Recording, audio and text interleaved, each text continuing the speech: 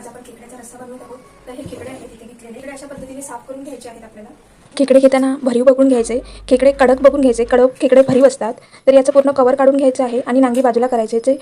जे पाय आहेत ते बाजूला करून घ्यायचे आहेत आणि स्वच्छ धुवून घ्यायचे. आता आपण हे साफ करून घेऊ.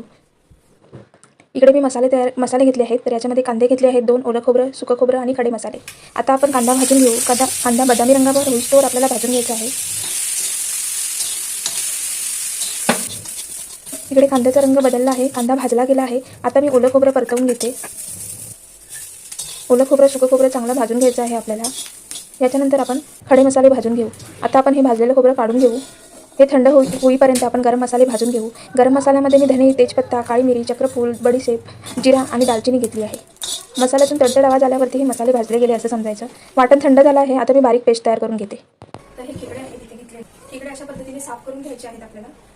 त्याचं पूर्ण कवर काढून टाकलं आहे आणि हे डेंग्याचा भाग आहे. आणि जे छोटे छोटे डेंगे असतात त्याचा मी असा ज्यूस बनवला आहे. हे मिक्सरमध्ये तुम्ही करू शकता किंवा पाट्यावर वाटून याचं अशा पद्धतीने करू शकता. आता आपण इकडे कुकर ठेवला आहे. कुकर गरम झाला आहे. वाटण तयार झालं आहे. आता इथे तेल टाकायचं आहे. कुकर गरम झाला आहे. तेल खडखडीत झाल्यावरती मी इथे 2 तेजपत्त्याची पानं टाकून घेते. इथे किचन किंग मसाला टाकला आहे आणि हा मालवणी मसाला आहे, घरगुती मालवणी मसाला.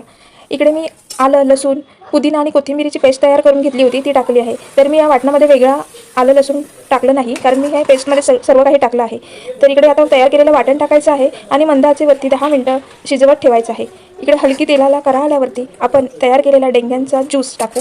नंतर आपण साफ केलेले खेकडे टाकून घेऊ. इथे कोकम टाकायचं आहे आणि चवीप्रमाणे मीठ टाकून हाय टू मीडियम फ्लेमवरती आपल्याला 10 ते 15 मिनिटं शिजवून घ्यायचं आहे. इकडे आपला गरमागरम खेकड्याचा रस्सा तयार झाला आहे.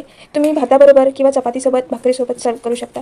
मालवणी पद्धतीने बनवलेला हा खेकड्याचा रस्सा तुम्हाला नक्की आवडेल. जर तुम्हाला ही रेसिपी आवडली तर नक्की लाईक करा, शेअर करा, सबस्क्राईब करा. धन्यवाद. परत भेटूया अशाच एका नवीन रेसिपीसोबत.